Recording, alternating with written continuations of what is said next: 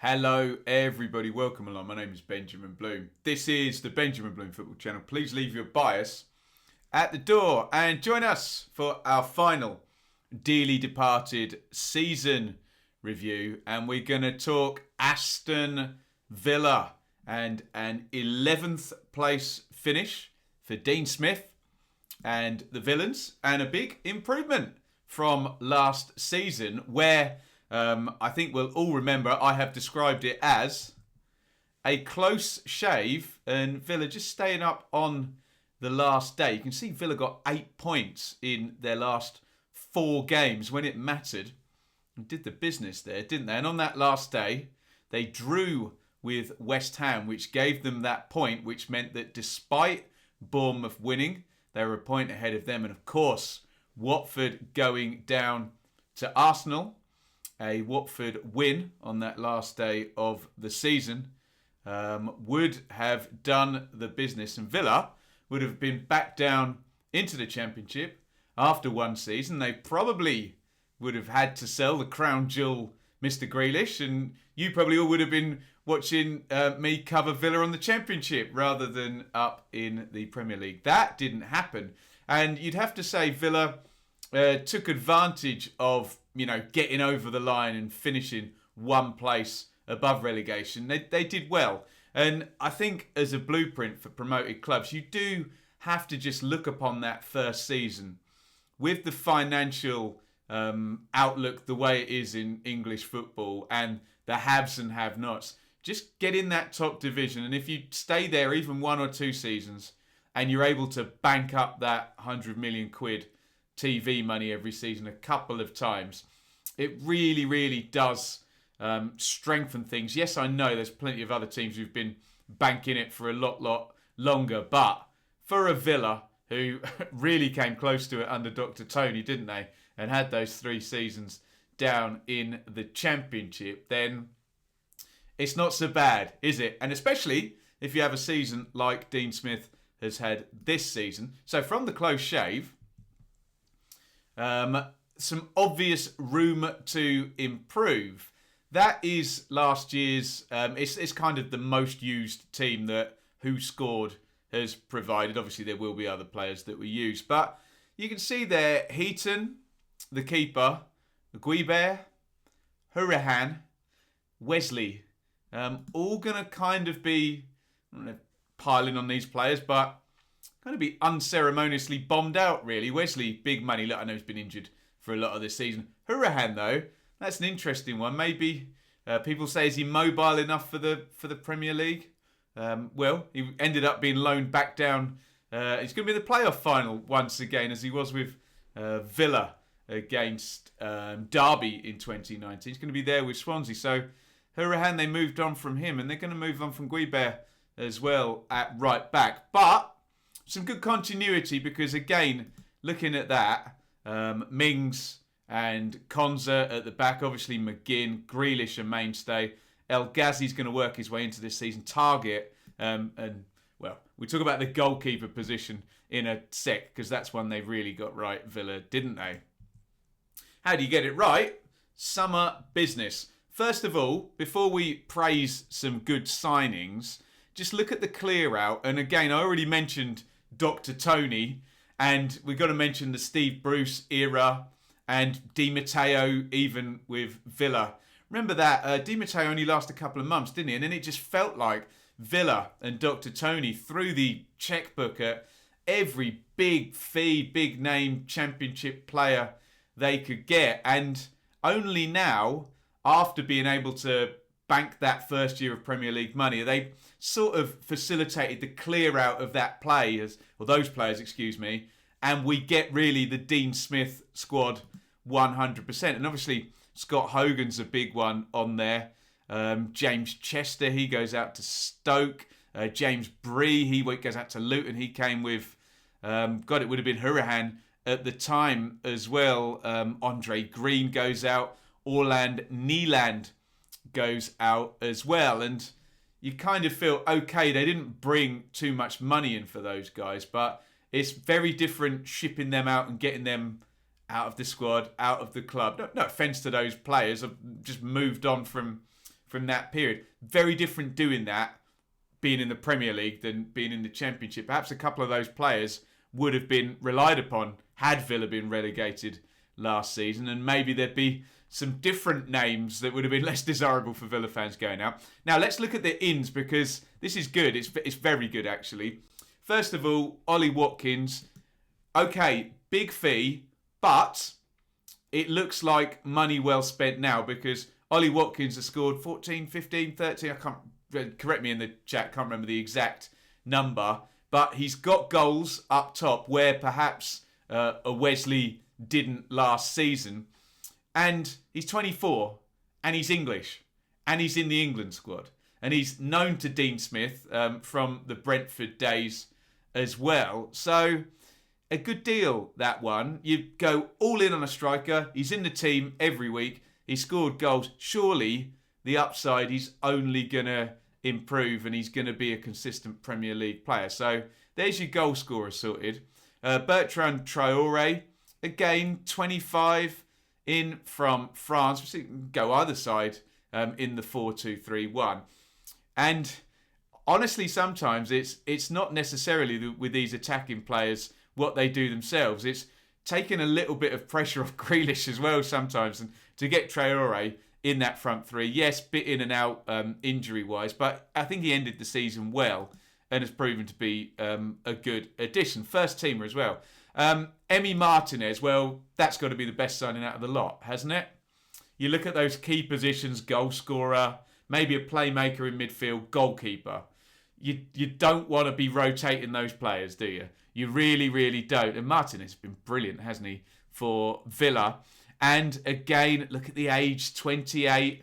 Okay, 17 million, so says Transfermarkt. Send them a strongly worded letter if you don't believe that's the actual transfer fee. But a decent fee paid by Premier League standards. And you know what keepers are like. That could be another 6 or 7 years. And on the basis of this season, he's going to deserve it. So Martinez, big tick there. And then going to the Championship again, Matty Cash. Interesting one. Gambles, really. I mean, look at Watkins. Was at Exeter and then Brentford and on the wing and then moved across. Breakthrough season last season in the Championship, and they take him. Cash, the same. It's a winger for Forest, and Sabri Lamucci moves him to fullback. Breakthrough season at fullback. You got this guy. Yes, he can do the defending, and I suppose he got Sabri Lamucci to thank a little bit, because he was a quite sort of defensive, pragmatic manager, and maybe he just needed that season working in that style to add to, you know, his ability to get up and down and the attacking side of his game. And they've brought him in, and that's worked out well and balanced things up at fullback. So very good job. Ross Barkley on loan. Now, if you'd have asked me in December, I would be saying, brilliant signing. Do what you can. Get him in full time. But ask me at the end of the season now, and I'm not so sure whether that will be the way they'll go, given what they'll probably have to pay for him. Hasn't done it across the whole season. But let's just say, in the main, Villa get the recruitment right. And we said this in the Leeds video as well. Buy players that are going to improve your first team. Often we see, you know, clubs and they're filling up the squad and they've got players of similar ability. And I know it's a bit of a binary view from myself, but what's the point? Get players in. Cash, there's a right back. Play him all season. Watkins, striker. Play him all season. Martinez, goalkeeper. Get him in. Play him all season. And those three particularly, obviously, given that Traore had some injuries. Good job. Good signings. Invested well and improved the team. So we've got to give a thumbs up to that recruitment. And you've got to say, when you look big picture of how Villa jumped from 17th up to 11th in the middle of the table, well, they've got the recruitment right for a start. Their team is better. Simplistic, but probably true, I would suggest. A great start, wasn't it? Just a fantastic start. Remember Villa, they were due to play Man City in the first game. And I guess a little mixture of not playing Manchester City, which is always a tricky game, isn't it? And a little maybe slightly longer break. I don't know. Did it help? Cause and effect? Maybe it did. Look at that. 4 straight victories, including that magnificent 7-2 balmy win against Liverpool. 12 points from the first 4 games. And also 3 clean sheets straight away. And look, Martinez, Cash, Konza, Mings, Target. That's it. That's the back 4. If they're fit, they play. And then you start to get continuity and the muscle memory. A couple of defeats coming. Look, heavy one against Leeds and James Ward-Prowse, I remember being on fire. But then another 4 victories, meaning that Villa at 13 games, really, really excellent start. Look, 1 point off being 2 points per game. And when you're coming from 17th and surviving, 1 point per game you're looking at there. Can you get 38 and survive? And you're starting off from 13 games nearly at 2 points per game. You know, we're nearly doubling output and doubling expectations there. Another 10-point run in those last 4 games. Wolves, Burnley, West Brom and Palace. And no goals conceded in any of them. So a brilliant start. And look, if they... maybe they would have played the first game and taken a hiding off Man City and the start would have been different. I don't know. But what you can say for certain, game in hand there. And if you had another 2 points on, they would have been 4th against Manchester United there with 27 points. So I think we can all conclude a brilliant start. The players settle really, really quickly. And just a little tweak on that system to get it to a 4-2-3-1. Ross Barkley and just helps Grealish out. This is early in the season, of course. And McGinn and Douglas Luiz, Watkins starts to get in amongst the goals. Everything worked, didn't it? Great stuff. There's the January business. Morgan Sanson comes in. Lansbury, Kalinic, Hurahan, Guibert, all loaned out. Again, this big sense that pre-Dean Smith players are... He's just trying to get out the ones that he hasn't fancied and he's not using, particularly with... I think Kalinic was expensive, wasn't he? Hurahan and Lansbury, some inflated wages, we think, maybe, and not getting their bang for their buck. There is a bit of a New Year drop-off going from December through to 13th of February. There, taking Villa over the halfway mark to 22 games. Now, I would just see that as a fairly straightforward regression to the mean, as in, I think Villa overperformed the first 13 games. Brilliant, and was it 25 points, wasn't it?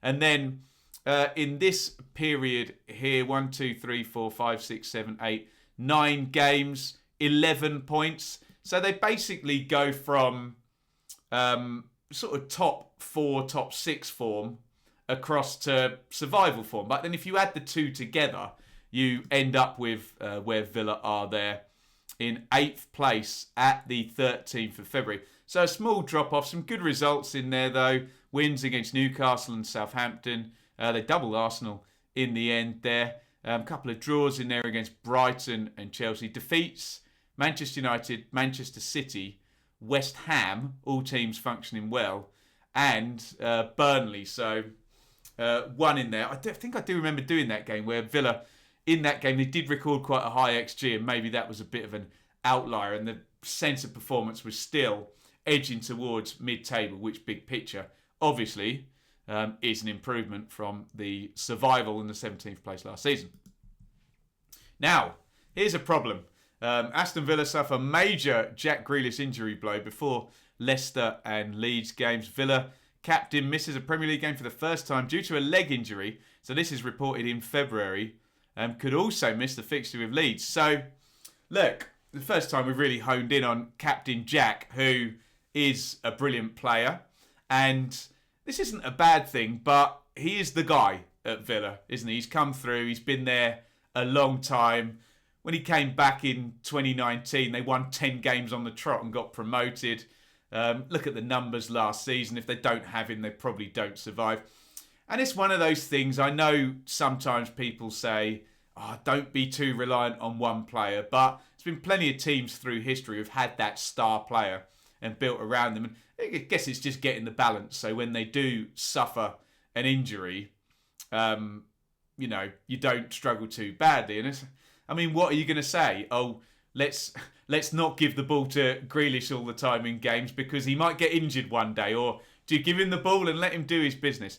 Anyway, what I do want to comment on is it was a bit of a weird one with the injury, wasn't it? Because it feels like we were sort of softballed by what was coming out of the club and that it went longer and longer and longer. And those first reports where it was going to be a couple of games, 3 games, and it ends up, I think, being 11 or 12 or something. We'll find out because I've got it on the next slide. How are Villa going to do without Captain Jack?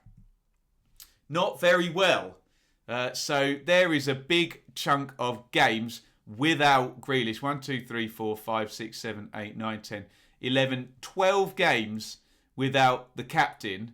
And it is a drop-off, but count up the points. It's 12 games with 12 points. So what we can say, and we've done similar analysis with Norwich this season and Emi Buendia, where when they have Buendia, they're basically virtually win every game and would project at 110 points or something ludicrous. And when they don't have him, it's basic relegation form. With Villa, slightly different. It's a bit more mild. I guess it's the Premier League. And if you had one player in the Premier League who could do the equivalent of what I've just described, they would probably be worth 200 million quid and be one of the world's best players because it's one of the world's best league. So maybe it's an apples to oranges comparison that I'm making. But the overarching point I'm trying to make is Villa didn't turn into a relegation team without Jack Grealish. They were 12 points from 12 games, which we know this season, if you got a point per game, you would have survived by a mile because Burnley did it. They got one more than a point per game. I think they were 11 ahead. So it's not as terrible as some people may have you believe. There are wins in there at Leeds, against Fulham, where a bit unconvincing they came back, and at Everton. But a lot of defeats in there. Look, Leicester, Sheffield United, Spurs, Liverpool, Man City, okay, Man United. They lost some difficult games. I think it's not as terrible as some people think. And honestly, probably not as terrible as I made out as, Villa can't even get a point without Grealish. It's not true, actually, when you look at the numbers. What the eye test does tell you, though, let's be completely transparent about it, they are a different team.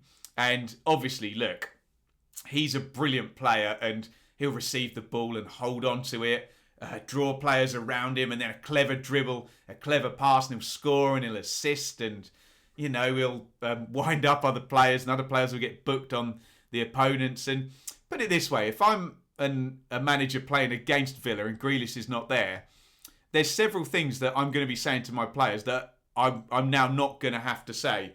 As in, don't get yourself lulled in by Grealish and suckered in by his dribbling and his ability to slow the game down. So it is what it is. If he's not there and he's the star player and he really does make a difference to their games. But not terrible. And you can see there, given the brilliant start to the season, they get to those final 4 games where Captain Jack returns in 11th place, where they're ultimately going to finish. And there are the final standings. And look, in the last 4 games, another 7 points with Grealish returning, playing at number 10 rather than out on the left. Barkley really sort of bombed out now, isn't he? I don't suspect we'll see him next season at Villa on another loan. And yes, okay, I understand that last game against Chelsea could have gone, honestly, that could have gone the other way. But let's just say it for how it is. 55 points, 11th position. Sheffield United were heralded for scoring 54 points last season. Yes, I understand that Sheffield United are not Aston Villa. And Sheffield United came from League One through and it was their first. I understand all of that. But it is a really good improvement from Villa. And now they look really viable, don't they? They really, really do. They're in the middle of the league. They're now far closer to, and I know people get upset with me for using the term big club, but come on.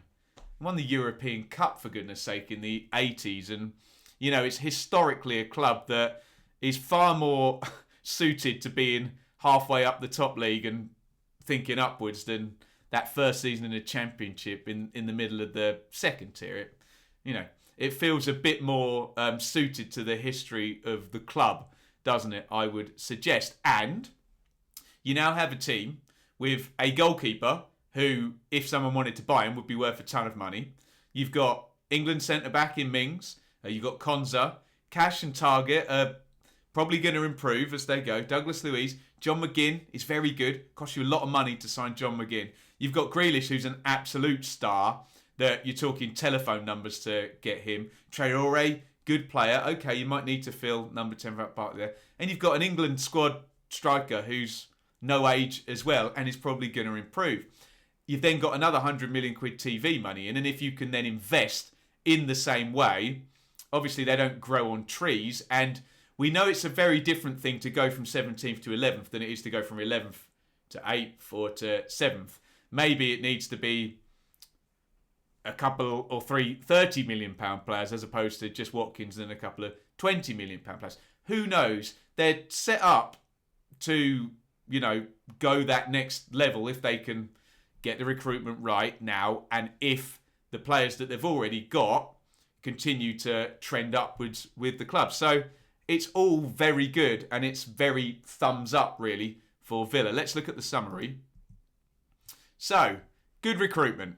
We've said that over and again. Martinez, Cash, Barkley for the first half of the season, Traore, Watkins. They bought players that played lots of games and improved the team. Fairly simple. I think people overdo it with recruitment sometimes and numbers and data and where you're going and all of this. Did you buy some players that played lots of games and improved your team? Yes.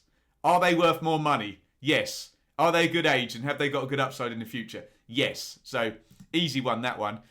Year 3, Smith continuity. So, Smith, there was a bit of a sense in the first season that Villa was a big fish and had Grealish and Abraham and Mings and Tuanzebe and McGinn. And that, part of it was Smith organising everything and getting the new pattern of play going. And part of it was that Villa were big and they just, pushed their way out of the Championship. I think two things are probably true there. So we're now in season 3 of Smith, and it does feel now, and I saw his Brentford teams plenty.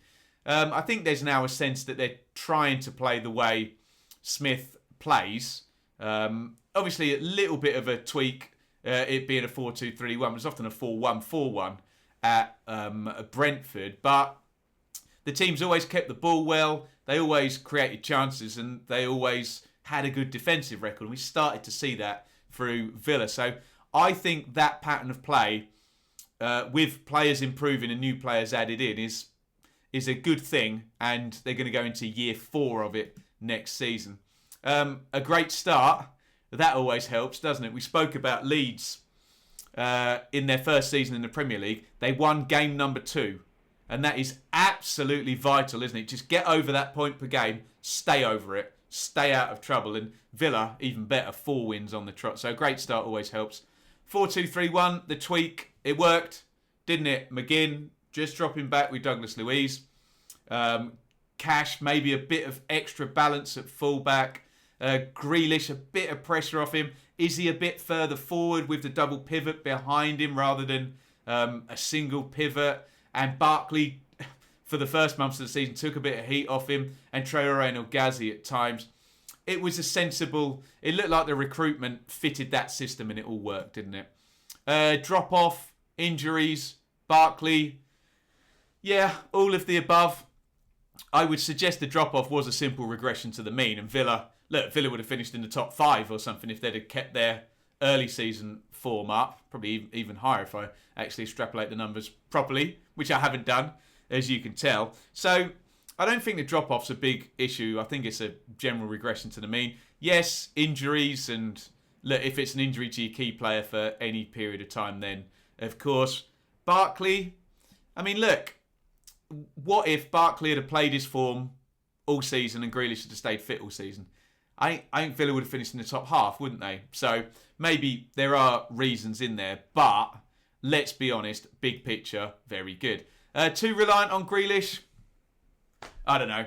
You tell me in the chat. I mean, do you remember Arsenal under Wenger and Thierry Henry would score 25 goals and get 20 assists in a season? Were they too reliant on Henry? I don't know. Did Henry ever get injured for an entire season? I don't think he did. So it is what it is. You can't be too reliant on a player unless they get injured, can you? So, yeah.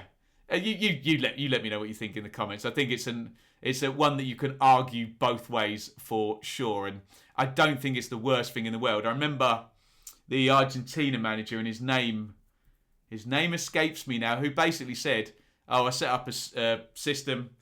I had a back three. I went man-to-man and a spare man on the two forwards. I got some support to Maradona, and it was defend and get the ball to Maradona. Okay, he's one of the greatest of all time, but were Argentina too reliant on Maradona?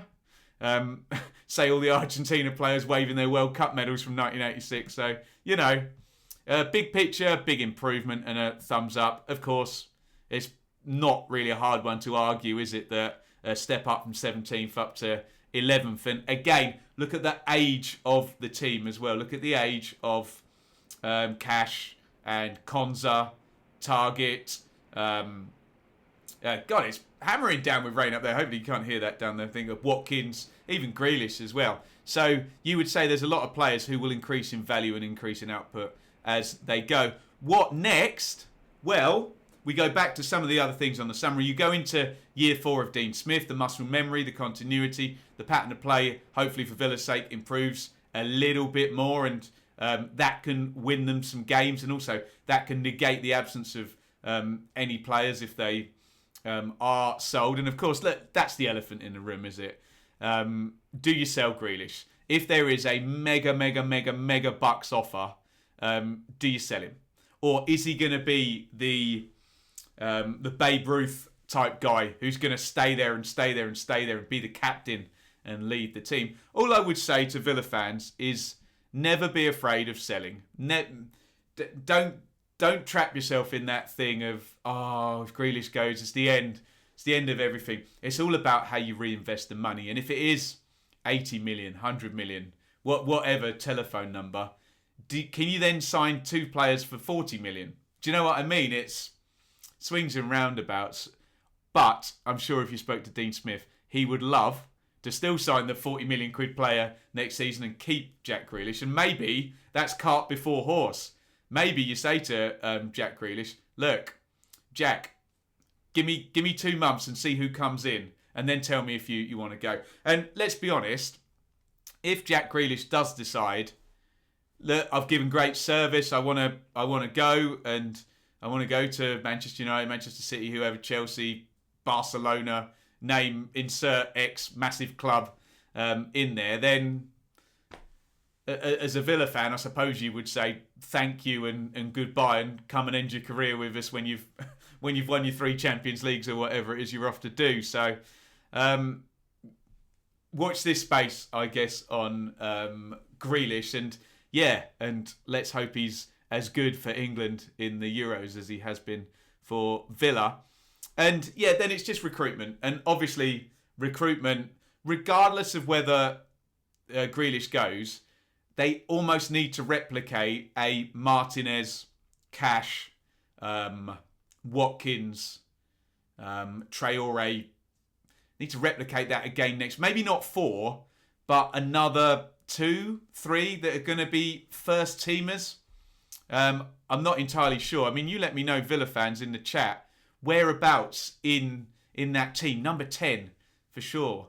And it doesn't necessarily have to be Riquelme worthy. It can just be, could be a goal scoring number 10, because you've got the creation from Grealish and El Ghazi and Traore. So maybe that's the one where plug a lot of money into something, someone going into that position. But going to be very, very interesting. That is my Aston Villa season review. Again, it's a big thumbs up, isn't it? I've had my say. You have yours. Can't even say my own blooming catchphrases now. Appalling. You have yours in the comments on any of that. Particularly, what next? That fascinates me, and always fun to make some predictions, isn't it? Thank you to all the Villa fans. Brilliant, who've been following all season. Dearly departed will go on next season with Leeds, with Villa. But welcome with opening arms, please. Norwich and Watford going to be joining us. And one off, we now know, Brentford or Swansea. So it could be fun. We could have some big link-ups if we get Brentford up now, particularly with the Watkins, Dean Smith links we've got already. So it could be good fun in the comments. And just once more, thank you very, very much for all your support this season. Thank you for sticking with me. Obviously, I don't give the same intense coverage to the dearly departed teams as I have done in the Championship. That is the bread and butter. But as I've said many times, we don't want to lose these great relationships we build up with clubs in the Championship and they just go off into the sunset. No, we want to keep that going. And thank you, all you Villa fans, obviously, for necessitating that. There'll still be a couple more videos this season. That's all the season reviews done. But we will be doing, and this will put the cat among the pigeons, we'll do some teams of the season. And I suspect that means a combined Leeds and Villa 11. Good luck with that. And a bottom 3 team of the season. So they'll probably come later in the week. And I've waffled for 30 minutes on this now. So all that remains for me to do is say over and out. Get your comments in on Aston Villa's 11th placed finish for the 2020-21 season. Over and out.